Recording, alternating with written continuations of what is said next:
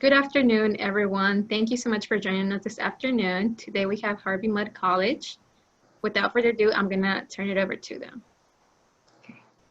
Hey everyone, my name is Lynn Yang. I'm an Assistant Director of Admission at Harvey Mudd College. I'm also a graduate from our class of 2016, and I'd like to thank you here for coming here today to learn more about Mudd. So I have a presentation for you all, and this is the presentation we use for our information session. So like if you were to sign up for a session on campus or one of our online ones, it's the same information. At any point, if you have questions, go ahead and ask. And I know that the lovely folks from Game Plan College is going to do a little bit of moderation so that I'm able to answer them. So Harvey Mudd College is a liberal arts college of engineering, science, and mathematics. And what that means is that we take a liberal arts approach, right, to giving you that kind of like STEM technical education. And that balance is something I really appreciated and part of what drew me to Harvey Mudd College as a student. And we're also a member of the Claremont Colleges in Claremont, California. And I'll explain what that is in a little bit. So this is Harvey Mudd at a glance. So we're a pretty small school. So all of these students that you see in this picture, these are from our current sophomore class. So as you can see, they all fit in one photo. We have a total of about 900 students, and there's a pretty strong sense of community at Harvey Mudd. We're founded in 1955, so we're a relatively younger college. We have a 50-50 gender ratio, which is a big deal given that our college focuses on math, science, and engineering, and those fields typically have fewer women than men, but we're really proud to be seen as a leader in achieving gender parity in these technical fields. And being a small school, we have an 8-to-1 student-faculty ratio, so there's a lot of interaction. And I'm hoping what you'll get from all of this is that there's a strong sense of community at Harvey Mudd. This is the kind of school where once you're like a sophomore or junior, if you're walking around campus and I point to a random person and I say, hey, who's that? You probably know who they are. And so this tight-knitness is something I really appreciated. It meant that, I remember one time freshman year, I stayed up a little too late working on a problem set and I slept through my alarm and missed my first class of the day. And when I woke up, I had an email in my inbox from that professor saying, hey, I noticed you weren't in class, right? So there's a lot of student support in the sense that the faculty and your classmates, right, they notice you and they're there to help you. And so I really like that kind of high touch nature of it. And then I really like going to a school that was a little bit smaller because it meant that I got to interact with basically everybody in the class. So I know that some of my really close friends from high school who went off to, bigger colleges, right? It's kind of like you find your sub communities and that's sort of where you stay. But at Mudd, even if you aren't like best friends with someone, even if you only know them a little bit, like it's always easy to start a conversation just because there's a sense of familiarity that's already there. So those are some of the things I love about being a small school. And the other thing that I think is really important to Mudd, in addition to our community, is our mission statement.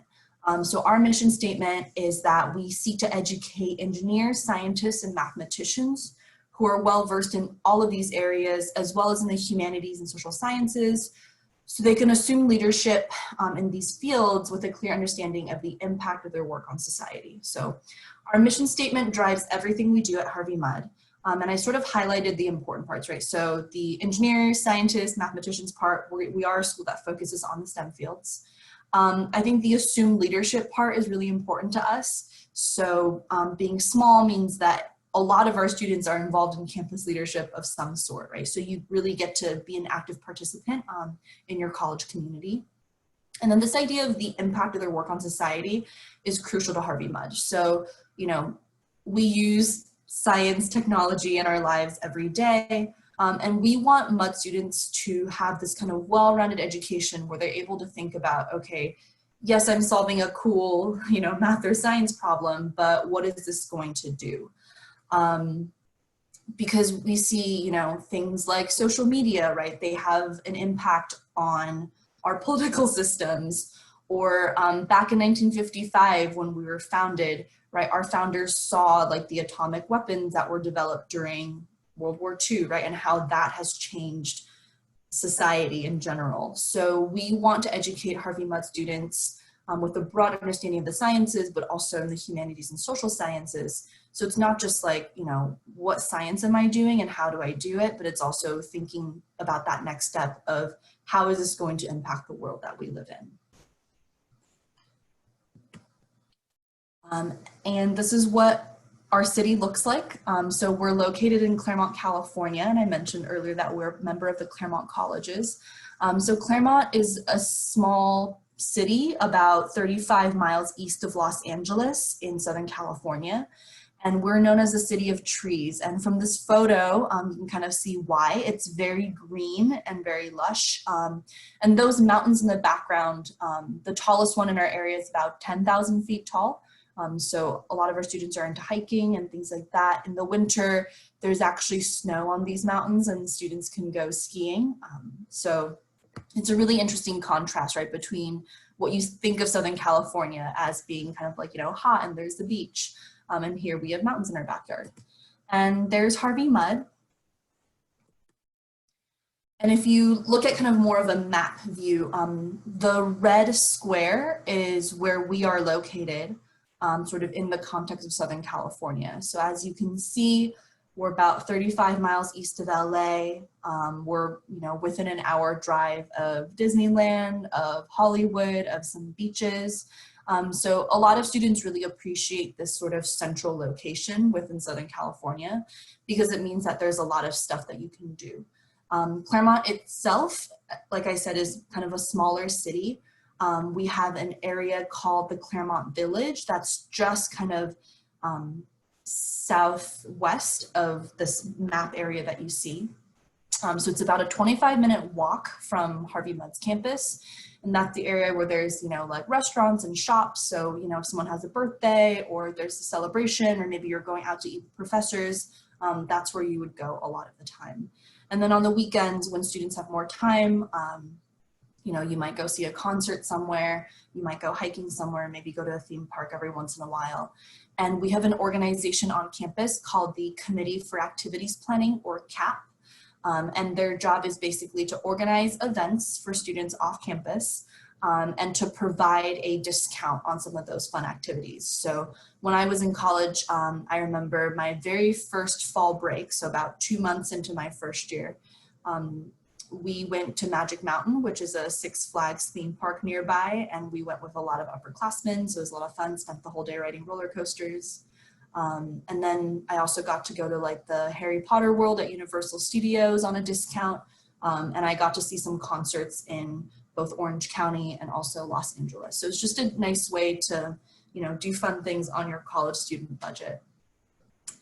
And then if you're looking at this map of the Claremont Colleges itself, right, that map area is about 1 square mile. So the Claremont Colleges is a consortium of 5 undergraduate liberal arts colleges, and we're all literally right across the street from each other. And we were basically built to work together. So you see the 5 undergraduate colleges here in this picture. Pomona College was the first one founded. And when they were founded, the idea was to bring a kind of residential liberal arts education to the West Coast, because at that point, there weren't really any liberal arts colleges out here, and so they're sort of the first one. And the founders of Pomona College loved this idea of having a college where students lived on campus, right? So you're not just going to classes and learning there, but the idea is that, you know, you're on campus all the time, like your learning doesn't just end when you leave the classroom. When you go back to the residence halls and you're talking to your roommates, right, you can be having these like lively intellectual discussions. And the idea is that it's pretty small, you get to know each other, you form really close connections with the faculty because the founders believe, hey, that's what gives you the best learning experience. So then as Southern California got bigger and bigger and more people moved in, there was a lot of pressure on Pomona College to, you know, expand.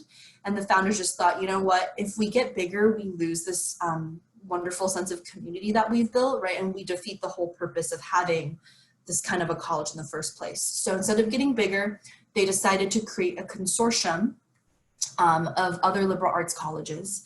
And so in 1920, Scripps College was founded. And if you think about, you know, what was happening in US history in the 20s, We had the women's suffrage movement, and so Scripps College is actually a women's college, and they take a pretty traditional approach to the liberal arts, but kind of in that women's college context.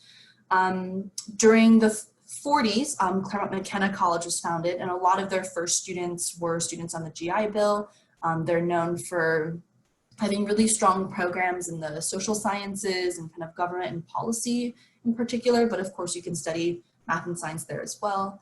Harvey Mudd was the next college founded in the 50s. So if you think about, again, what's happening in US history at that time, it was the middle of the Cold War and we needed people who knew about math and science and engineering. But again, it was also the aftermath of World War II, right, where we really saw the implications that technology can have on how, you know, society and culture and policy all function. So again, that idea that, you know, science and technology divorced from humanity is worse than no technology at all, right? So we want to educate kind of like conscious scientists. And the last Claremont College founded is Pitzer College. They're founded in the 60s. They're founded the same year as the March on Washington, where Dr. Martin Luther King gave his I Have a Dream speech. So they have 5 core values, and you know, there are things like, you know, student autonomy, intercultural understanding, social justice, environmental sustainability, and interdisciplinary learning. So that's sort of the Pitzer College set of values.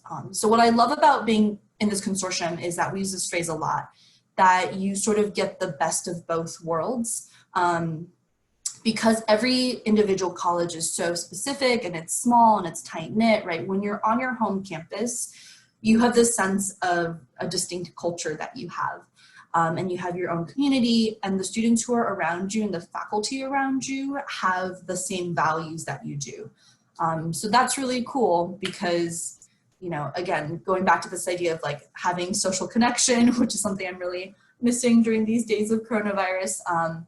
You know, when I've reached out to current Mudd students or to my friends from Harvey Mudd to kind of talk about the current issues, right? Like we're thinking about a lot of these things, right, from the same set of values that we have, but again, from lots of different perspectives. So I really appreciate the discussions that we're able to have, and it sort of feels like, you know, college again. But at the same time, because, you know, we were meant to work together, it's really easy to have access to people with different perspectives. So even though all of my Harvey Mudd friends were majoring in, you know, computer science or engineering or chemistry or physics, math, I did make a lot of friends from the other colleges who studied different things. One of my really good friends went to Scripps College, where she was a media studies major.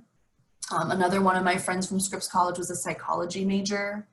I took a literature class down at Claremont McKenna College, and one of my kind of study buddies from the class ended up winning an Oscar after she graduated, which was really, really cool. And then I took a lot of classes down at Pomona College in ballroom dance or theater, so it makes for a much more like rich environment.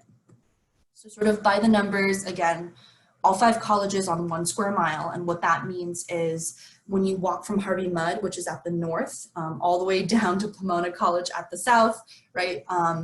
From the main classroom areas, it's maybe like a 15-minute walk. And if you're walking from like, you know, a dorm in the corner of Harvey Mudd to maybe something on the very southernmost edge of Pomona, that might take like 20 or 25 minutes. And a lot of our students have longboards or skateboards or bicycles, so it's really easy to get between these places. One of the biggest ways that we share resources is through our courses. So if you're a student at one of the Claremont colleges, you're able to take classes at the other 4.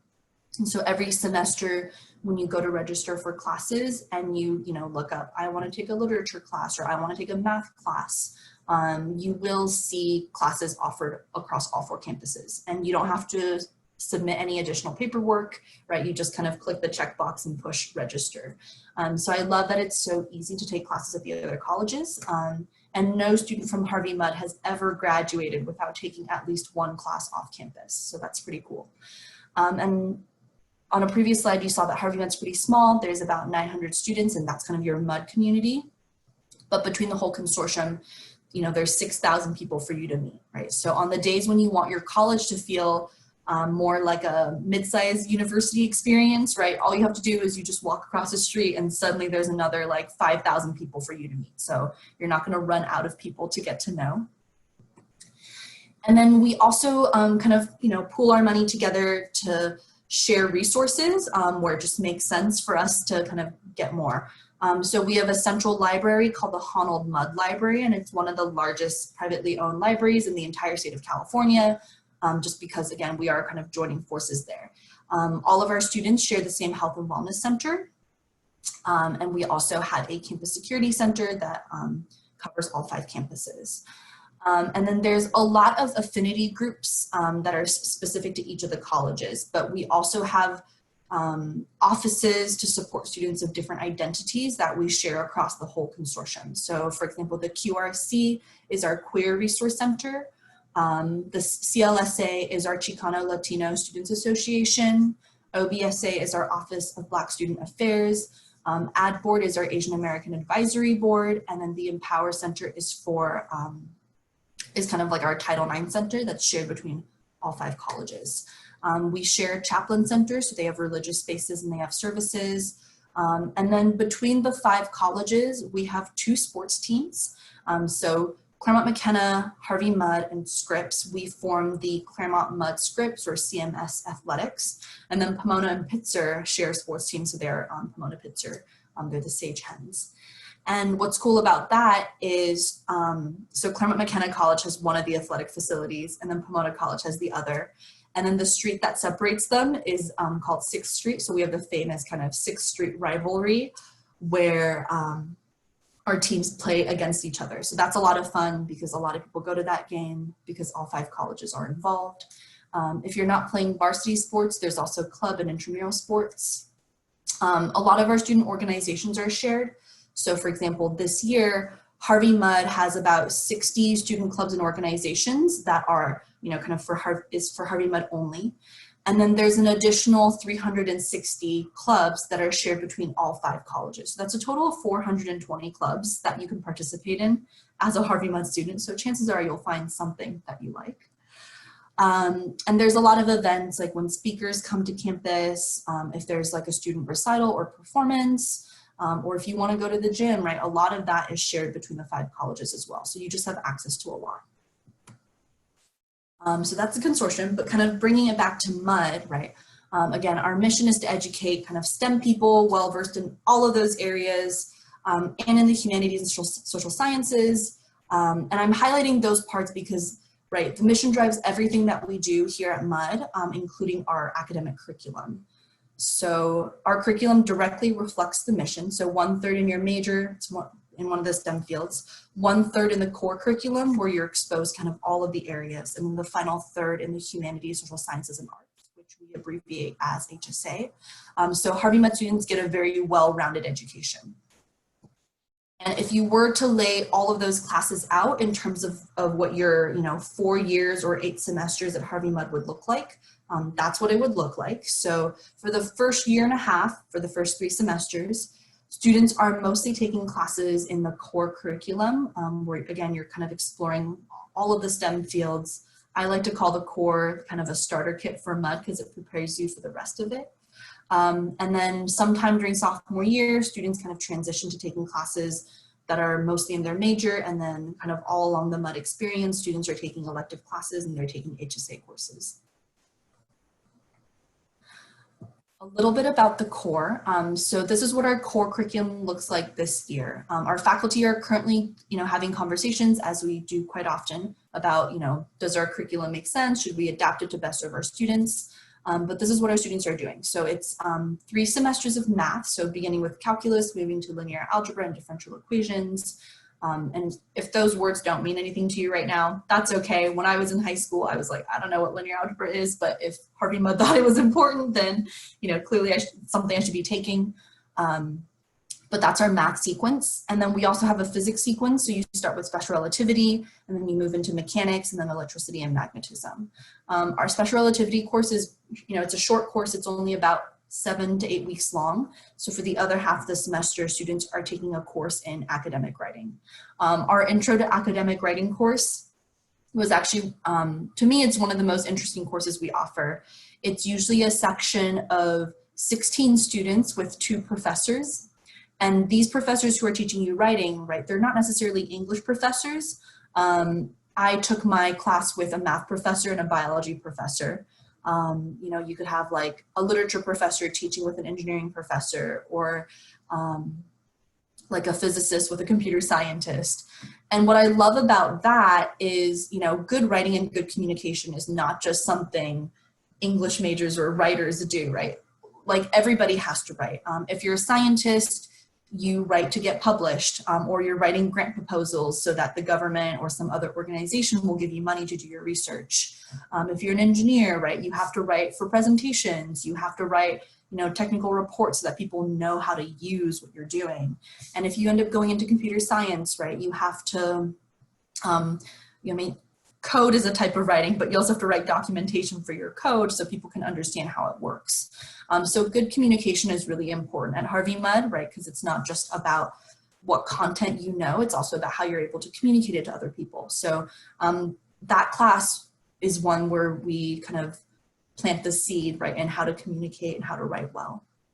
We have a 2-semester chemistry sequence, and then students take 1 class each in computer science, biology, and engineering. You notice that there's a lab in each semester, so students are getting some hands-on practice. And then we also have a course called HSA 10, so it's an introduction to the humanities, social sciences, and arts, and it's called critical inquiry.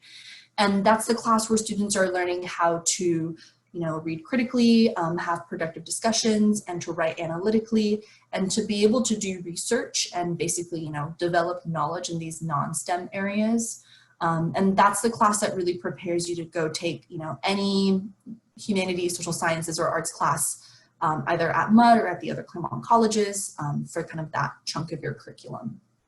And so kind of for all these reasons, I like to call core like a starter kit for Mudd, because by the time you finish this kind of 3-semester sequence, right, it doesn't matter what background you had in college, or sorry, in high school, you're prepared to go into any of the 10 majors we offer on campus, because these courses end up being the prerequisites, right, for some of those majors.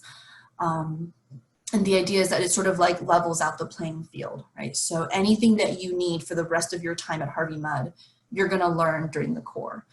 For me, this was a really like assuring notion, right? That for my first 3 semesters of college, my courses were gonna be a little bit more structured. And the beauty of that was, you know, for me, I knew that I wanted to go into math or science or engineering. And I, you know, wasn't quite sure which one. I was really excited by the idea that I got to explore different fields, that I got to see how they related to one another, and that it bought me a little bit of time to make a final decision of what I wanted my major to be. So Harvey Mudd students don't have to declare a major until the end of your sophomore year. And by that point, because of the core, you've taken at least 1 class from each of the academic departments. So you get to make a very well-informed decision about what major you might want to pursue. So I really appreciated that. Speaking of majors, so all you have to do is declare by the end of your sophomore year, and we have 10 majors available. So there's a major in biology, there's a major in chemistry, and a joint major in biology and chemistry, and we also have a joint major in mathematical and computational biology. The way that our joint major programs work is basically, you know, you kind of split your time between 2 or more departments, and you would actually get an advisor in each of those departments. So if you were a mathematical and computational biology major, for instance, you would have an advisor in math, you'd have an advisor in computer science, and you would have an advisor in biology. So some of your courses are going to be, you know, very fundamental math classes, similar to what your math major friends might be taking. You'd be taking some computer science classes, you'd be taking some biology classes, and there's a couple of classes that really focus on kind of the intersection of all of those fields that you would also be taking. We have a major in computer science. There's a joint major in computer science and math. And then we also have a major in engineering.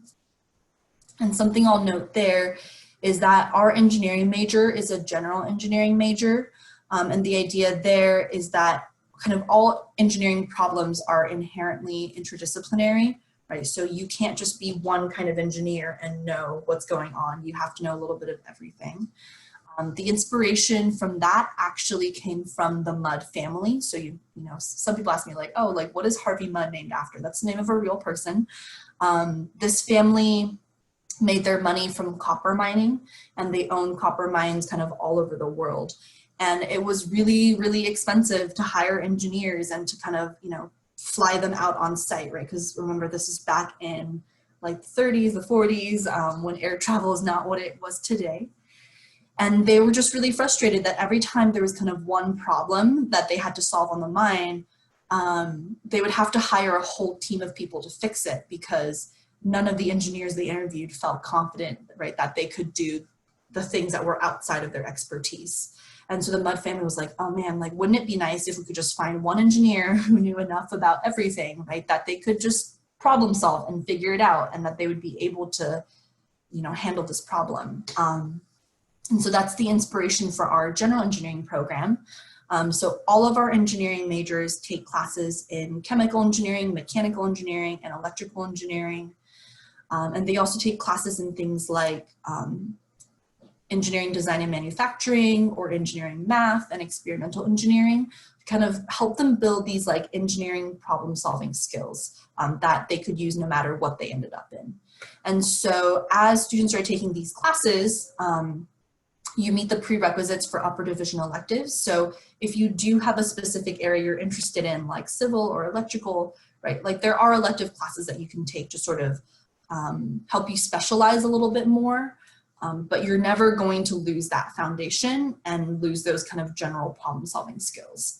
I think another great byproduct of the fact that we have a general engineering program is that, you know, you right now as a high school student applying to colleges, right, you don't need to know what exact field of engineering you want to go into. And part of that is like, you know, how would you know, right? Because most high school students don't necessarily get to take engineering classes in high school. And they don't necessarily get to see what it's really like to be a specific kind of engineer. So here at Harvey Mudd, you sort of get to try it out first before you decide.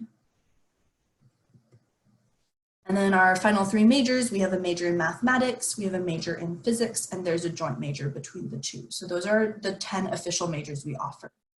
We also have an option to do an independent program of study, which is basically a design your own major. And then students who come to Mudd, who take the core curriculum and realize, you know what, like none of the 10 STEM majors you offer are for me. I actually want to go major in, you know, say psychology or studio art. You can actually do something called an off-campus major, where you would still be a Harvey Mudd student, but you would get to pursue a major in a non-STEM field through one of the other Claremont colleges. So those are all the options we have. And as a part of the majors, 100% of our students have to do research. So many students start early as your freshman or sophomore year. And if you're someone who's interested in math, science, or engineering, research is really important. Here at Harvey Mudd, you get to work alongside faculty. There's options to do research both during the school year for academic credit or over the summer and for a paid position. And again, like I mentioned, a lot of our students start as early as, you know, freshman or sophomore year. And if for whatever reason, you know, you don't start early, we actually make you do it for a senior capstone. So it's, you know, it's impossible to graduate from Harvey Mudd without having done some research. There's two options for senior capstone. So one of them is the clinic program and the other one is senior thesis. The clinic program is pretty cool. So if you end up majoring in computer science or engineering, that's the thing you have to do for your senior thesis. The other majors get to choose. And this year there's 55 projects that are sponsored by companies like, you know, 23andMe or Microsoft, NASA, JPL, Nike. So some really great companies. And students are working in groups of 4 or 5 to basically solve a problem that these companies have proposed. So what I love about the clinic program is that, you know, these companies have to apply. We have faculty and we have, you know, people who direct the clinic program who read through all these project proposals. And they're looking for things where the question is open-ended enough that our students have to do real problem solving. And our students actually, they get to make contributions to these companies. So every year we get between, I would say, like maybe 10 to 12 patents as a result of our clinic projects. And actually my freshman year roommate from Harvey Mudd, she was involved with a clinic project her junior year because engineering majors have to do an extra semester in junior year. And she actually got to apply for a patent before she even graduated from college. And I thought that was really cool. The other option for capstone is your senior thesis. And so this is a student's original work. You get to come up with a question and pitch it and spend the whole year trying to answer that question.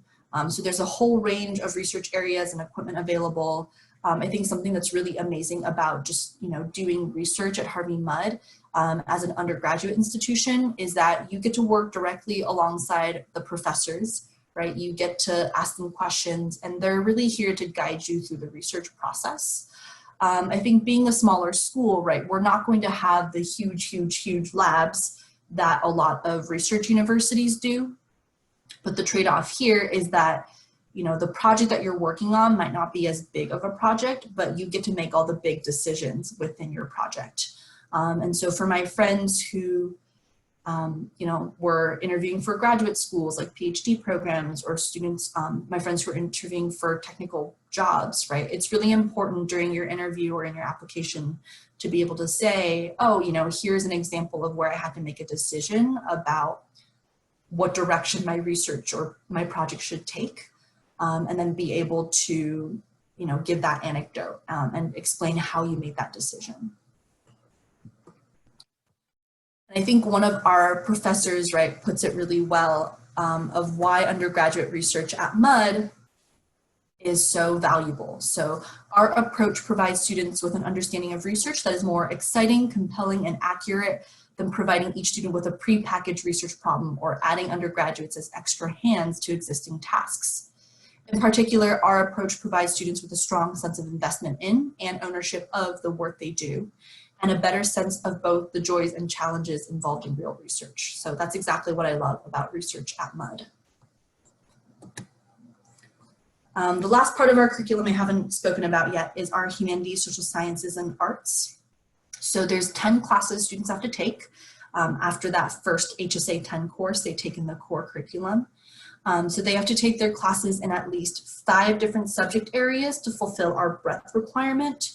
And then every student chooses one area that they want to delve more deeply into, and that becomes your concentration. So it's almost like a minor, but it just means that you're taking 4 classes in a single area. And so that's, 8 classes between the breadth and the concentration, and that means you have 2 electives that you can sort of, put wherever. And these are some of the areas or concentrations that have already been pre-approved. So there's a lot of different options for things you can take. We have a humanities, social sciences, and arts department on campus, and right now they're our 2nd largest department. So as you can see by all the asterisks, right, there's a variety of areas of study that are represented at Harvey Mudd. And then for the areas that are not represented at Harvey Mudd, this is where you can really go take advantage of the consortium and the fact that you're able to take classes at the other Claremont colleges to be able to explore things that you might not be able to explore on campus. So transitioning away from academics now, I want to talk a little bit about our community and student culture. So these are some images that I thought kind of symbolizes Mudd really well. What I really love about the Mudd community, and I mentioned earlier, right, that people really know each other, right? You can walk up to someone that you might not have had a conversation with before, but you probably know who they are, they know who you are, and it's really easy to strike up a conversation. Our students are definitely pretty tight-knit, and we have an honor code. So it's a completely student-run honor code, and it basically says, I'm going to take responsibility for my actions, and I'm going to do what's best for my community. And I really appreciated that because there's definitely a sense of trust that we have at Mudd.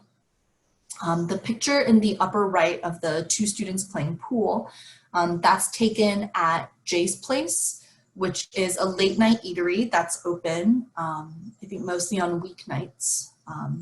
So in the evenings, you know, as a study break or just to hang out with your friends, you can go grab a slice of pizza or get a quesadilla, grab a soda, maybe a candy bar. They have ice cream there as well. And you can just sort of hang out there, play pool with your friends. That's definitely a hub of social life at MUD. The photo in the lower right corner that says the Maker's Bill of Rights, that's a photo from our student makerspace. And so we have a lot of students at MUD who love making things. Makes sense, we're a STEM school, and we have a lot of opportunities for hands-on work. There's a machine shop that students are able to use, and the makerspace has tools as well. And some of the things the students have made, you know, I had a friend who was really into physics, and she built a little cloud chamber so she could track cosmic radiation. So that's kind of something, you know, it's maybe a little bit more serious. And then more on the quirky end, I also had a friend who made a drivable couch using the tools that we had in our makerspace and machine shop. So yeah, our students love making things. We also have things like, you know, sewing machines and sort of like craft supplies. So, you know, making doesn't have to be on the kind of robotics-y technical side, right? Just whatever you love to create, because a lot of our students are very creative. And then the photo from the upper left is where the students are playing cards. I think that was taken on a beach day. So a group of students went to the beach with a professor and they just basically hung out. And the picture from the lower left is actually from our orientation. And I just, you know, love seeing the group of students walking together. Something else I want to talk about is residential life on campus. So MUD really does become your home for 4 years. About 98% of our students will live on campus for all 4 years. And your kind of transition to seeing MUD as home, right, begins during our student orientation. And that's what both of these photos are from. So in the lower right hand, you see kind of our student welcoming committee that welcomes you to orientation. So it's a very exciting day when they all move in. A lot of upperclassmen who are mentors or who are other leaders in your dorms, they arrive a little bit early. They're here for orientation to kind of, and they plan activities for you to help you transition right into college. And then on the upper left, you can kind of see what our residence halls look like. You know, every dorm comes standard with some furniture like a desk and a dresser and shelves and a bed, things like that. Most students have roommates their first year.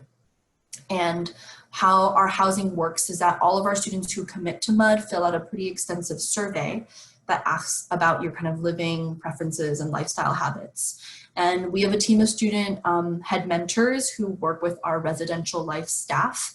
And they actually they read every single application and they spend literally hundreds of hours putting you into compatible roommate pairs and then figuring out where you should live. And then every single dorm at MUD has their own kind of like, you know, traditions and cultures and like events and things like that. And so it's really fun to be on campus, right? Because your residence hall, your dorm kind of becomes like your family away from family. And our residence halls sort of become hubs of social life on campus. So talking a little bit about kind of, you know, why the MUD education works. This is sort of my data, right, to show you that we have pretty good outcomes for our students. So for the class of 2019, we surveyed them a couple weeks before graduation, and this is the data that we got. So a lot of them will go straight into the workforce, about 67%, and another 23% or so went off into graduate school. And as you can see from, you know, our median salary and also what graduate schools our students are getting into, right, the MUD education works. And our students are not only in high demand because they have, you know, a strong math and science background. I think it's also a lot of those other pieces that are really important, right? That they have research experience, that they're able to collaborate well with other people, that they're able to communicate their ideas, right? Both by speaking and also in writing. So I think this is where that liberal arts approach to STEM education really comes in, is that, you know, not only are we graduating students who have research experience, who have taken charge, right, in the projects that they've worked on, but they also have a lot of those soft skills and they're able to solve problems. They're really broad and flexible thinkers. And as a result, right, they're able to do really well in the workplace or in graduate school, wherever they end up. In terms of application and admission, you can apply to Harvey Mudd through either the common application or the coalition application. We don't have a preference of which one you use. I would say, you know, if you're uncertain about which one you should be using, make a college list, right, of all the colleges you're interested in, see which one they take, and literally just pick whichever one is easier for you. We have some Harvey Mudd short answer questions as well. Right now, we do require the ACT or SAT. I know that with coronavirus and with all the testing cancellations, that's a little bit up in the air. We are monitoring the situation closely and we'll do what makes the most sense for students.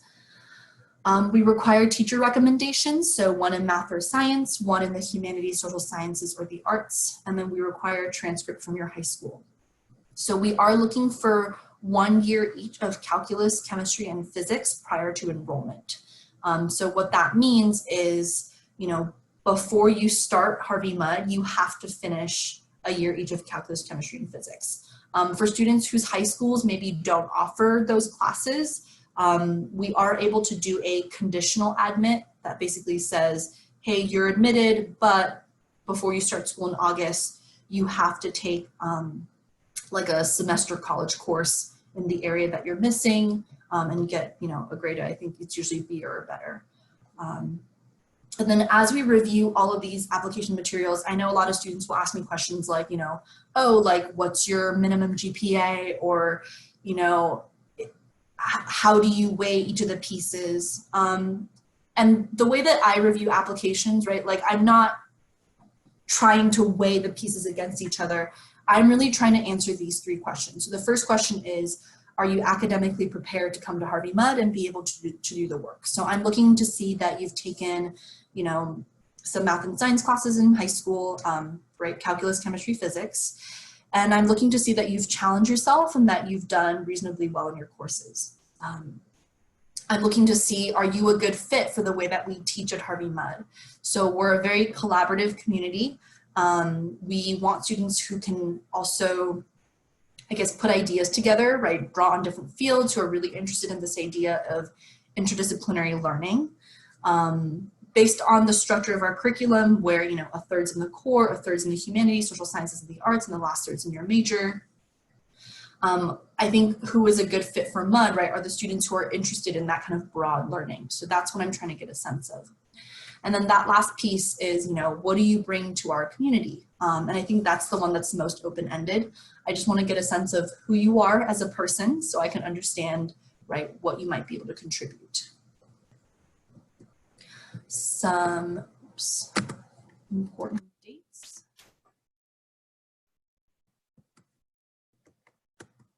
There we go.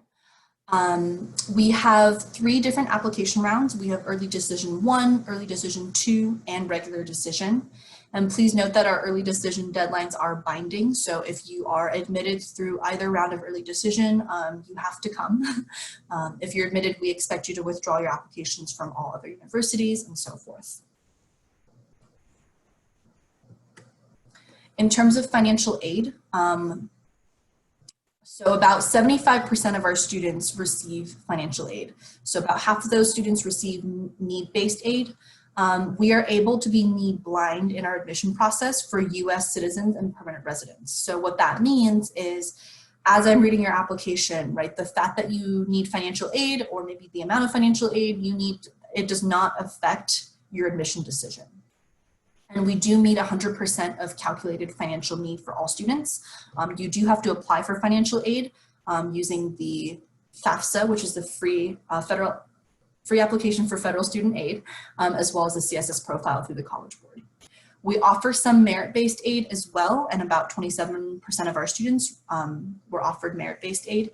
And most of the merit-based aid does not require a separate application, but 3 of our scholarships do. So we have the President Scholars Program, which is for students who are underrepresented in STEM fields. Harvey Mudd is incredibly committed to diversity, and I call this scholarship kind of us putting our money where our mouth is. So it's a full tuition scholarship for all 4 years, and it's our largest merit-based scholarship. There's a separate essay required for it and also an interview process. So you can look at our website for more information on that. And then we also have a scholarship for FIRST Robotics and a scholarship for VEX Robotics. And these are just some of the deadlines and facts. So as you can see, even though we have a high cost of attendance, being a small school, with lots of kind of like research facilities and so forth, that makes sense. But our average financial aid award was $43,000, and we have a 0% loan default rate, right? Because our students, after they graduate, they're getting jobs, they're getting into grad schools, they're, able to pay off the loans that they do take out. I know many of you are probably wondering about the impact of coronavirus on kind of all of this. And so I think just like you are wondering about a lot of things, right? We also don't have all the answers right now, but it's kind of a moving target, so we're keeping you informed as we go. We do have resources on our website that we're updating regularly just about, any policy changes, resources for getting to know more about MUD, things like that. Right now, we have no on-campus visits, but in the meantime, there's a couple of different ways you can get to know Harvey MUD. So we do have a YouTube campus tour video playlist that shows you kind of scenes from around campus. And also we have student tour guides who are telling you more about MUD. The Claremont Colleges, so our consortium, has joined together to make a U-Visit virtual tour. So you get a sense of how the consortium works, and you could get to see images and videos from all 5 colleges. So I would recommend that as well. You can stay connected to us through our social media channels. And you can also just ask us questions at any time.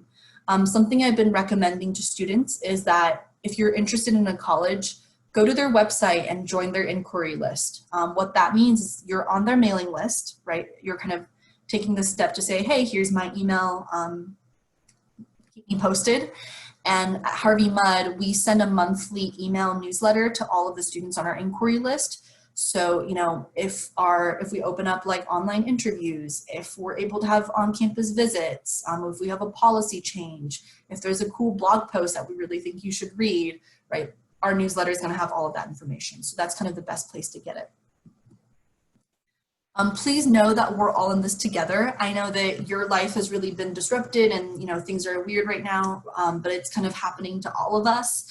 So both you and us, right, us, the admission offices, will need to be flexible. So what that means is, if your school has moved to online education, okay, we'll work with that.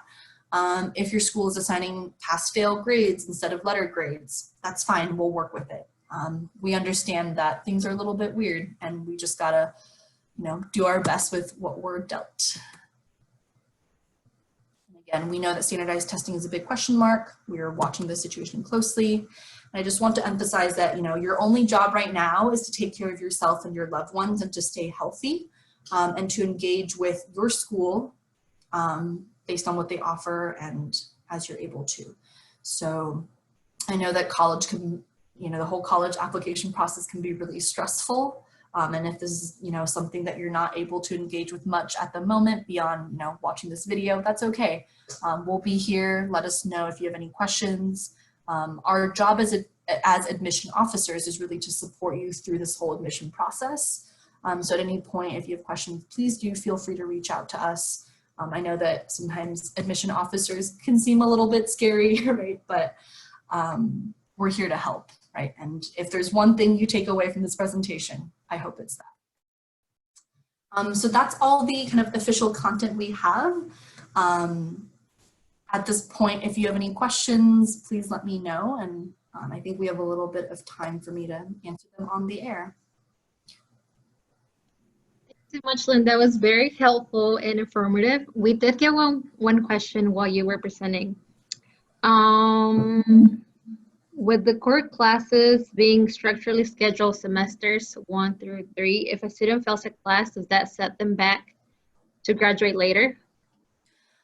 Usually there are ways if you fail one of the core classes for you to make it up the next time that it is offered. There are times where, a core class might be a prerequisite for a major and you would just work with your advisors to figure out, how to get it done and still graduate in 4 years.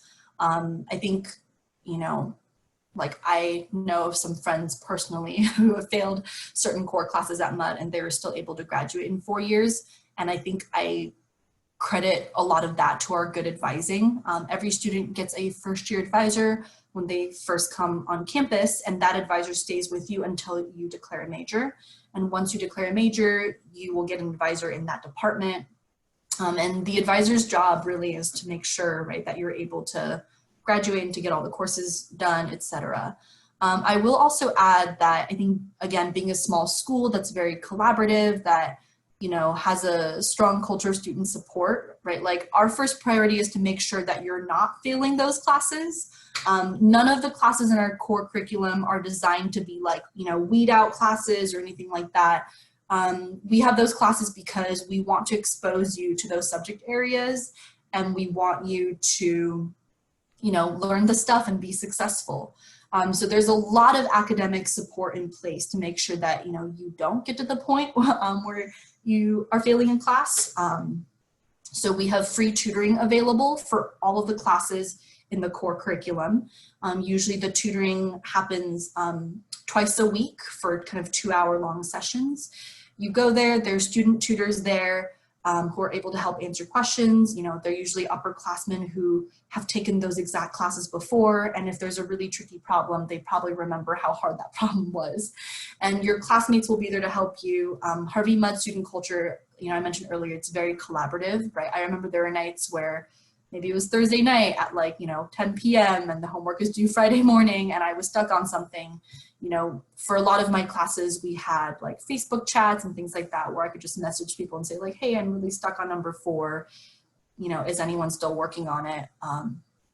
And a lot of our students, they'll kind of form study groups in our classrooms or in some of our student spaces in the residence hall lounges where everyone's kind of just like working on stuff together to make sure that, you know, people aren't really falling through the cracks.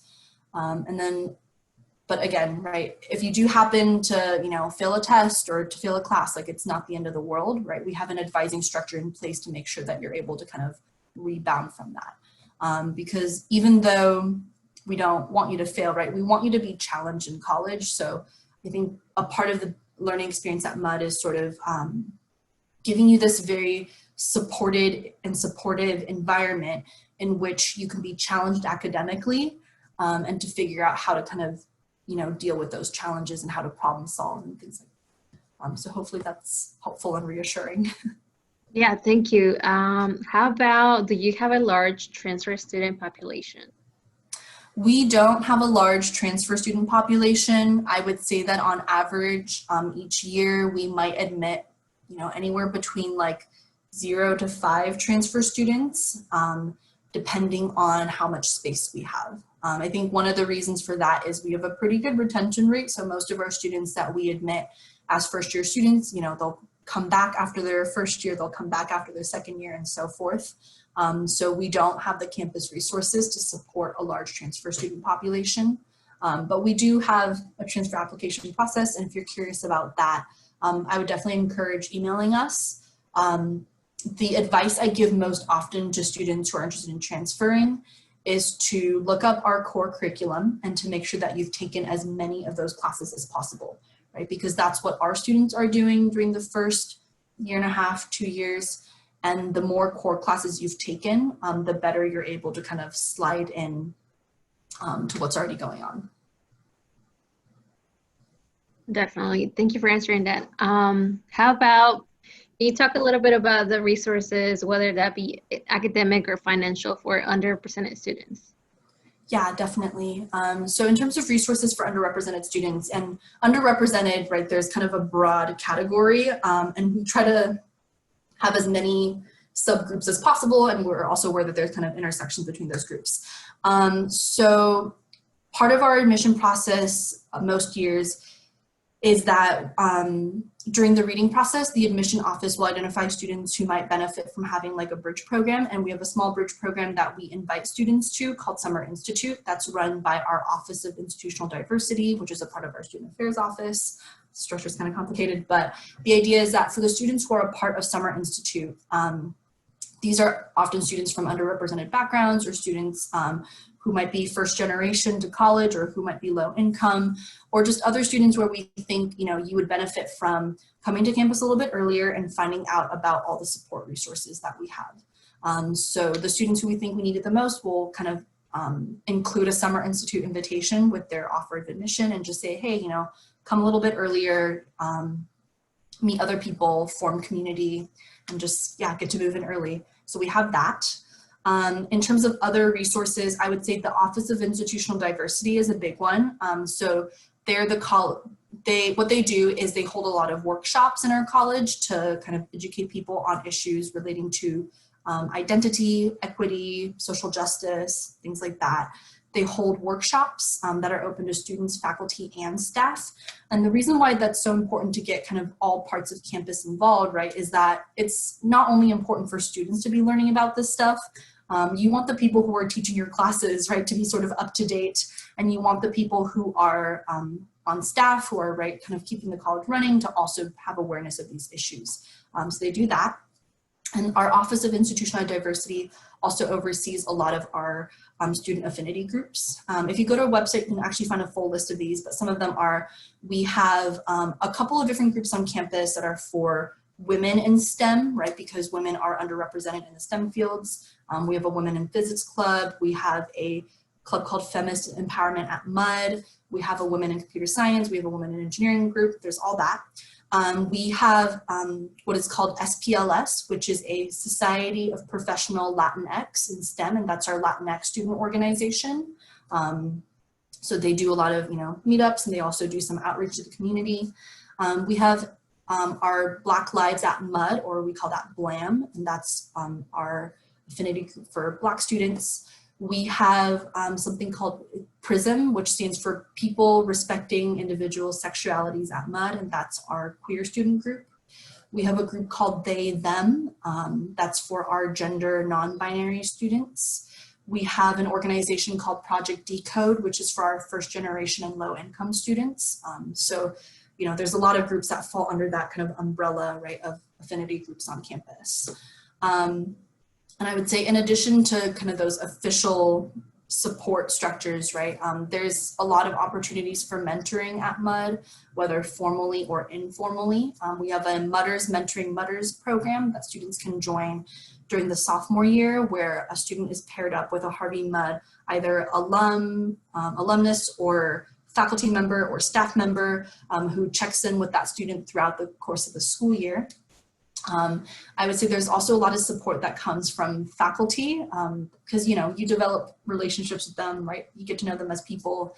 If you have a rough day or a rough semester, or if there's some kind of an issue, right? Like, you have adult figures on campus who are happy to help you figure out how to navigate things. And then there's also a lot of student support that you're able to get. So every single residence hall has a proctor, which is kind of our version of RA. Their main job is not to walk around and write you up and get you in trouble, right? Our proctors are told hey, your job is to support the people who live in your dorm. So whether that means homesickness, or whether that means, you're first gen in college and you're not sure how to navigate things, they're a really good point person to go to. We also have the mentors who, there's a couple of them in each dorm, and they're kind of on the same team as the proctors. They're also a great resource to go to for support. And we also have peer academic liaisons, so PALs or PALs, that live in each dorm, and they're able to provide support as well. And they're supposed to check in with, all of the first and second year students every semester. So I think we have a lot of structure in place to make sure that, all students, including underrepresented students, are being supported throughout their 4 years at MUD. That is wonderful. Thank you so much. Yeah, how about, does Harvey MUD accept transfer college credits or offer credits for AP IB courses? So we do not offer credit for AP or IB courses, and I think there's a couple reasons for that. So one of them is that, I think at a lot of schools, right, the incentive for having AP or IB credit is that, this will ensure that I can graduate in 4 years, or, this will make sure that I can kind of, get ahead in my major, or maybe if I'm paying per credit, this makes my college education cheaper. At MUD, you don't pay per credit, you kind of just pay for semester. And as long as you're a full-time student, it's kind of the same cost. Another part of it is that, you know, we want all students to go through the core curriculum, and we do want students to know that stuff, right? Because the faculty who are teaching classes for your major, right, they expect that you know what's in the core. A lot of our core classes are kind of taught beyond, you know, a high school level, even if it's AP or IB, so it's sort of the next step up. And so we find that, you know, just having taken AP calculus doesn't necessarily mean you should or are able to place out of our first calculus course. And again, like not placing out of any classes is not going to set you back. Most students at MUD don't place out of any of the classes that are a part of the core, right? You're still able to graduate in 4 years. You're still able to take some of those interesting upper division electives, and it doesn't cost you anything extra. Thank you. And then, does Harvey Mudd have a traditional grading system, including GPA for undergrads? Yeah, so the way that our grading system works is that the first semester of Harvey Mudd College is actually graded on a pass no credit basis. So, you know, that's the first semester in college, and we really want you to be able to transition well. So part of that is to take some of the pressure off. And I think our faculty also want to kind of shift the priority, right, from thinking like, oh, how do I get an A, right, to figuring out, okay, what am I learning in this class? Am I getting what I need to get out of this class? And so I think for me, it was really nice to be graded on a pass no credit system just for the first semester. And then starting your second semester, you do have letter grades. So, you know, A, B, C, we have pluses and minuses, and the GPA is on a 4.0 system. Awesome. Those are all the questions that we received. We'd like to thank you again so much for joining us this afternoon. We look forward to continue to stay in touch with you as we continue to help students prepare for their post-high school plans. Students, please don't forget to fill out our survey. I'm sharing that in the chat box right now. Lynn, stay safe, and thank you again. Thank you for having me. This is great. And again, if you have any questions, remember we're here as a resource for you, so please feel free to email us. Definitely will do that. Okay. Bye, everyone. Bye.